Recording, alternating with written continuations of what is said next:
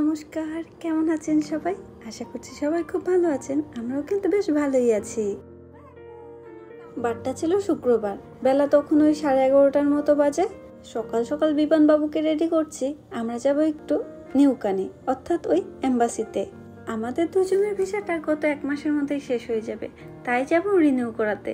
কিন্তু একটা মজাদার ব্যাপার জানেন, আমরা তো ওই টুনাটুনের ভিসাটা শেষ হয়ে গেল, বিমানবাবুর ভিসা কিন্তু আছে এখনো পর্যন্ত 4-5 মাস। তারপরও আমাদের ভিসার সাথে একেবারে ওর ভিসাটাও জমা দিয়ে দেব। বিমানবাবু এদিকে ফুল রেডি হয়ে গেছে, এবার আমার রেডি হওয়া বাকি। আজ ও প্রথমবার ট্রেনে চড়বে।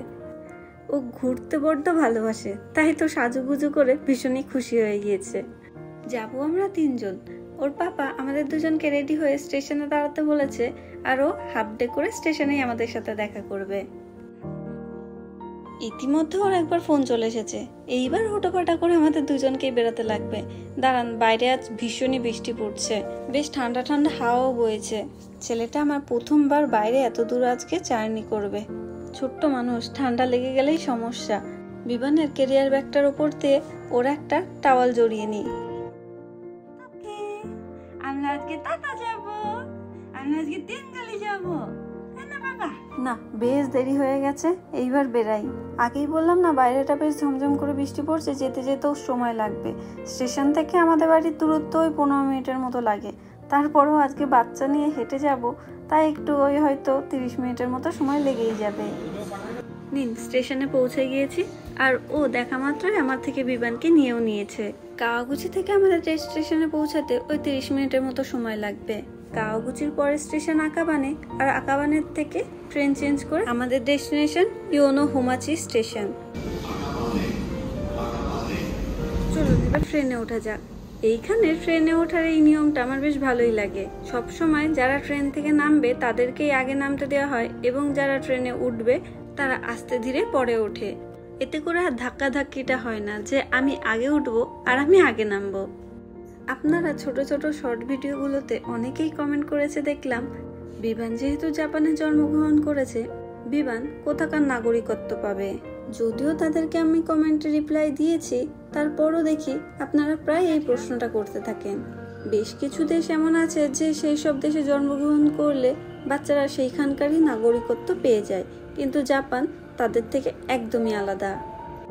এই যে নিন, নেমে গেছি ইয়োনোহামাচি স্টেশন। নামটা বেশ অদ্ভুত। বেরিয়েই চোখে পড়লো এই ম্যাপটি। একদিকে সুবিধা হয়েছে, যারা চেনে না তাদের কাছে বেশ উপকারী একটা জিনিস। সহজেই তারা দেখে বুঝতে পারবে কোথায় কি আছে। আমাদের আর নতুন করে দেখার প্রয়োজন পড়েনি। গত 7 বছর ধরে ও যতবারই ভিসা রিনিউ করতে এসেছে, ততবারই এখানে আস্তে আস্তে ওর অভ্যাস হয়ে গিয়েছে। ও মা, দেখুন কিসের জন্য একখানা জাপানিজ ফুডই হবে হয়তো, একটা স্টল দিয়েছে। জাপানে কিন্তু সচরাচর এরকম স্ট্রিট ফুড দেখা যায় না, বেশিরভাগই রেস্টুরেন্ট হয়। আর যখন কোনো ফেস্টিভ্যাল আসে এদের, তখনই ওই একটু আধটু দেখা যায়। এম্বাসিতে ঢোকার আগে কাগজপত্র রিলেটেড কিছু জেরক্সপত্র ছিল, তাই সেটার জন্যই এম্বাসির সামনে থাকা একটা ফ্যামিলি মার্টে ঢুকেছিলাম। জাপানে বাচ্চা জন্মানোর নাগরিকত্ব পায় শুধুমাত্র তখনই যখন বাচ্চাটির মা কিংবা বাবা দুজনের মধ্যে একজন জাপানিজ হয়। এই ক্ষেত্রে খুব সহজেই বাচ্চাটি জাপানের নাগরিক হয়ে যায়। জেরক্স করে একটি জল আর ক্যান কফি নিয়ে গুটি গুটি পায়ে বলবো না, বেশ তাড়াহুড়ো করে এগোচ্ছিলাম এম্বাসির দিকে। এই যে কথা বলতে বলতে পৌঁছে গেছি ফাইনালি এম্বাসিতে। এই হলো জাপানের নিউকান, অর্থাৎ এম্বাসি। দেখুন কাউন্ট, পৌঁছাতে পৌঁছাতে আমাদের তো বেঁচে গেছে 1:30টা। আমরা ভাবছিলাম হয়তো বেলা করে গেলে একটু ফাঁকা হবে, না তার হলো কই, বেশ ভিড় রয়েছে। কিন্তু প্রায় 25 থেকে 30 জন মানুষের পর হয়তো আমরা দাঁড়িয়েছি। আজ তো ওয়ার্কিং ডেজ এর শেষ দিন, তাই হয়তো এত ভিড় পড়েছে। আমি ঢুকে লাইনে দাঁড়িয়ে গিয়েছিলাম, আর পেছন ফিরে দেখি ও কার সাথে একটা কথা বলছে। জিজ্ঞাসা করতে জানতে পারলাম ও যখন জাপানের স্টুডেন্ট ভিসাতে ছিল, ইনি নাকি তখনকার কলেজের বন্ধু। 3 বছর একসাথে কলেজ কমপ্লিট করেছে, প্রায় 4 বছর পর দেখা। ওই কলেজ টাইমের বন্ধুগুলি এখন কর্মসূত্রে সব এদিক ওদিক হয়ে গেছে, এখন আর কারোর সাথে সেরকম ভাবে দেখা হয় না। এদিকে দেখুন কি কিউট বাচ্চা দুটি, এদের মা বাবা হয়তো এই ভিড়ের মধ্যে লাইনে দাঁড়িয়ে রয়েছে। বাচ্চা কি এক জায়গায় থাকার পাত্র? বাচ্চাটি পুরো নিউকান জুড়ে তুত্তুর করে বেড়াচ্ছে। না, এদিকে বেশ দেরি হয়ে গিয়েছে, আগে আমি আমার বাচ্চাটাকে একটুখানি খাইয়ে আসি। ভেতরেই দেখলাম একটা বেবি ফিটিং রুম রয়েছে। আমি ভেবেছিলাম হয়তো থাকবে না, তো কিছুটা মিল্ক আমি পাম্প করে নিয়ে এসেছিলাম। যাক, এটার প্রয়োজন আর পড়বে না। আলাদা করে ঘেরা বেস্ট ফিটিং এর জায়গা ছিল। এছাড়া কেউ যদি ফর্মুলা মিল্ক খাওয়াতে চায় তাদের জন্য কিন্তু গরম জলেরও ব্যবস্থা রয়েছে। আর ওই সাইডে এক কোনায় চেঞ্জিং এরও সেকশন রয়েছে। লেটি আমার প্রথমবার ট্রেনে উঠলো। আমি ভেবেছিলাম হয়তো ট্রেনের মধ্যে তাকিয়ে থাকবে আর বাইরেটা দেখবে, কিন্তু না, উনি তো লম্বা একখানা ঘুম দিয়ে এখন খিদে পেয়েছে, এখন উনি উঠলেন। দিকে ভালো হয়েছে, ট্রেনের মধ্যে উঠে গেলে হয়তো কান্নাকাটি করতো খিদের জ্বালায়, তো সেফটির জন্যই বলা যায় কিছুটা পাম্প করে এনেছিলাম। টানা 1.5 ঘন্টা পর আমাদের ভিসা জমা পড়লো। তারা পাসপোর্ট, জাইরো কার্ড সবকিছু জমা নিয়ে আমাদেরকে একখানা হাগাকি দিয়েছে। হাগাকি বলতে এইরকম একটা ছোট্ট কাগজ, যেখানে আমাদেরকে অ্যাড্রেস লিখে জমা দিতে হবে। আমাদের 3 জনের যখন ভিসাটি উঠে যাবে তখন আমাদের লিখিত অ্যাড্রেসে হাগাকিটা বাড়িতে আসবে। হাগাকি জমা দেওয়ার পর আমাদের একটা ওয়েটিং নাম্বার দিয়েছিল, কিছুক্ষণ অপেক্ষা করতে লাগবে। নাম্বারটি আসলেই আমাদের পাসপোর্ট এবং জাইরো কার্ডে তার রেসিডেন্সিয়াল কার্ডটিতে আমরা যে ভিসা জমা দিয়েছি সেটা স্ট্যাম্প লাগিয়ে আমাদেরকে ফেরত দিয়ে দেবে। জাপান বিদেশিদের জাপানে ঘুরতে, থাকতে, কাজ করতে সবকিছুর পারমিশন দেয়। শুধু পারমিশন দেয় না, নাগরিকত্বের। এই নাগরিকত্ব জাপানে পাওয়াটা খুবই একটা চাপের বিষয়। কিছু সংখ্যক বিদেশি মানুষ আছে যারা জাপানে আসে, তার কিছুদিন পরে এই শিন ভিসা অর্থাৎ রিফিউজি ভিসাতে ট্রান্সফার হয়ে যায়। সেই ক্ষেত্রে তারা যদি জাপানে বাচ্চা জন্ম দেয়, তবে তাদের ক্ষেত্রে হয়তো জাপান সরকার খুবই পুঙ্খানুপুঙ্খভাবে বিচার করে দেশহীনতার কারণে জাপানের নাগরিকত্ব দিলেও দিতে পারে। বেড়াতে বেড়াতে বিকাল হয়ে গেল। তো কিছুক্ষণ পরে আমাদের জাইরো কার্ড আর পাসপোর্ট দিয়ে দিয়েছিল।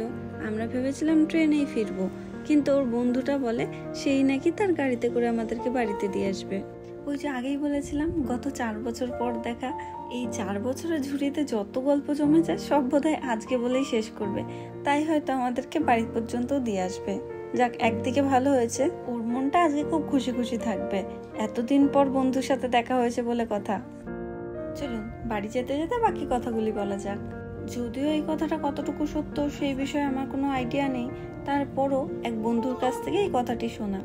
জাপানে বাচ্চা জন্মগ্রহণ করার পর সেই বাচ্চাটি যদি টানা 18 বছর পর্যন্ত জাপানে থাকে, ওই 18 বছর পর সে যখন ভোট দেওয়ার অধিকারী হয়, তখন নাকি তার কাছে একটা অপশন থাকে যে সে চাইলে আমাদের ভারতীয় নাগরিকত্বও গ্রহণ করতে পারে, চাইলে সে নিজ ইচ্ছায় জাপানের নাগরিকও হয়ে যেতে পারে।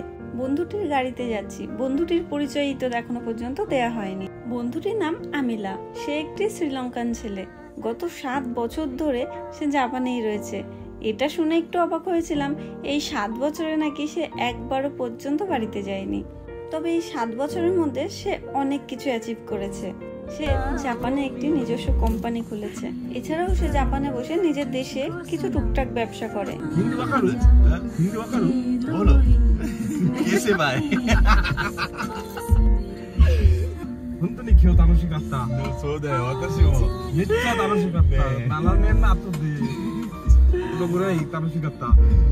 আগেই তো বলেছিলাম আমিলা একজন শ্রীলঙ্কান। সে নিজ দেশের ভাষা এবং জাপানিজ ভাষা ছাড়া কোনো ভাষাই কিন্তু একদমই বোঝে না। যদিও জানি এটা ভীষণই স্বাভাবিক, তারপরও আমার খুব পছন্দের বিষয় ছিল এটি যে সে ভীষণ পরিমাণে আমাদের দেশীয় গান অর্থাৎ ভারতীয় গানগুলো খুবই পছন্দ করে এবং সে সেগুলো দৈনন্দিন জীবনে শুনতে শুনতে সে গানগুলোর সাথে গলাও মিলাতে পারে।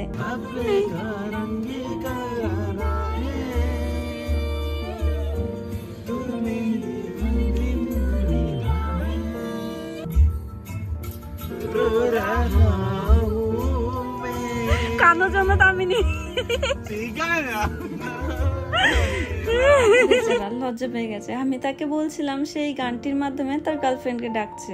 আমিলা বিদেশি হলেও ভীষণই ভালো, ভদ্র একটি ছেলে। গাড়ি করে বাড়িতে পৌঁছাতে পৌঁছাতে আমাদের টানা লেগেছিল 45 মিনিটের মতো। আর এই 45 মিনিটের মধ্যে আমরা অনেক অনেক গল্প করেছিলাম। সে আমাদের কাউকে থাকে না, সে থাকে বেশ অনেকটা দূরে। আবার কবে দেখা হবে তার কোনো খবর নেই।